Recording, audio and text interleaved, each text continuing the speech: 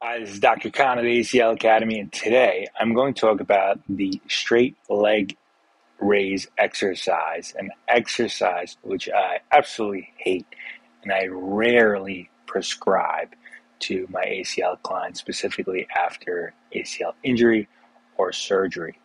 This is probably one of the most common exercises that are prescribed, or generic exercises, I should say, that are prescribed to everybody going through this process.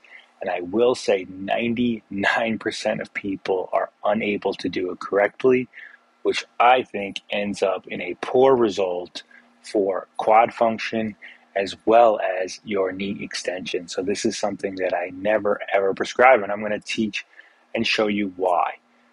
Before I do, if you guys have been stumbling across this page, please subscribe to the channel, like the video, comment below with any questions or comments, and share with a fellow ACLer that can benefit from this education insight. We do a weekly video that drops every Monday.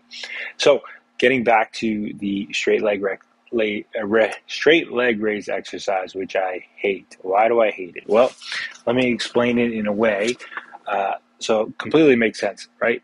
After this ACL surgery, our quad muscle shuts down, gets very, very weak, goes on vacation. So it's our job to wake it back up.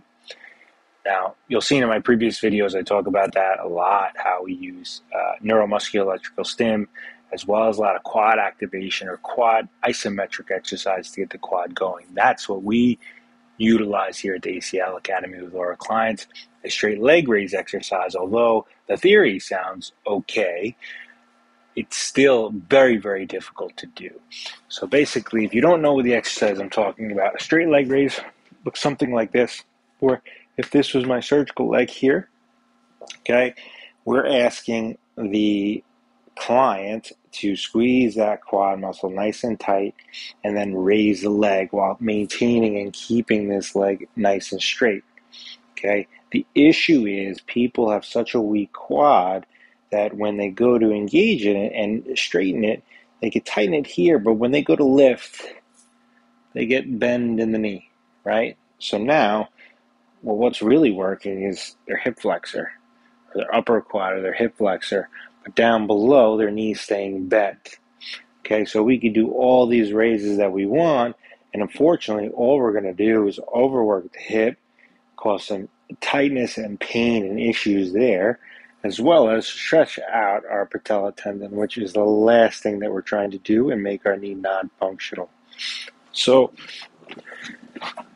this exercise, although again in theory sounds like it would be good for you as the ACLer, it's going to be impossible to do. And even when suggested to do it with your post-operative brace, your long brace on, there's still going to be a little bend in the knee. And as I said, the two things that I really, really am picky about, or that I hate, is it causes a lot of hip irritation, a lot of hip pain, because your hip is doing all that work while the knee is bent. And then what happens with the knee itself, right, when the knee is bent like this, okay, instead of locked straight, when my quad is activated, it's supposed to extend my knee, okay?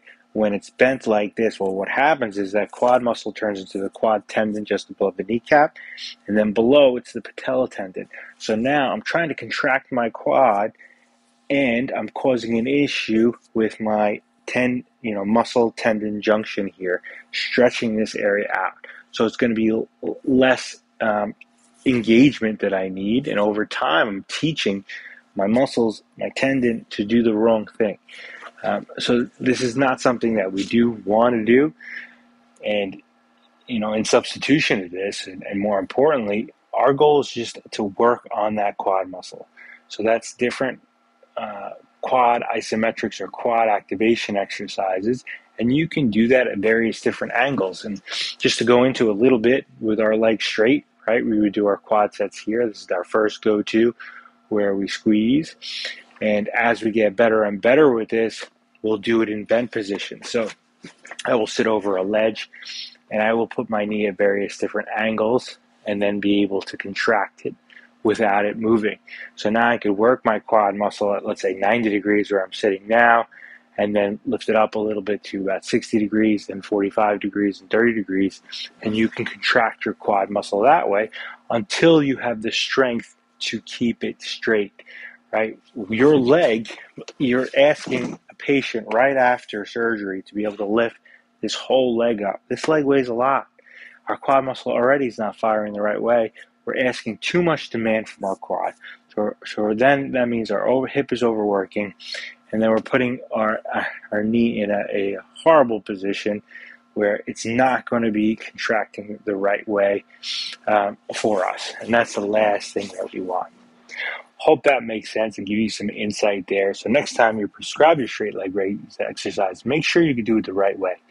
If you can't, it is not an exercise for you. For more tips, please follow, subscribe to the channel. If you have any questions or comments, leave them below, and share this with a fellow ACLer that can benefit from these videos and education.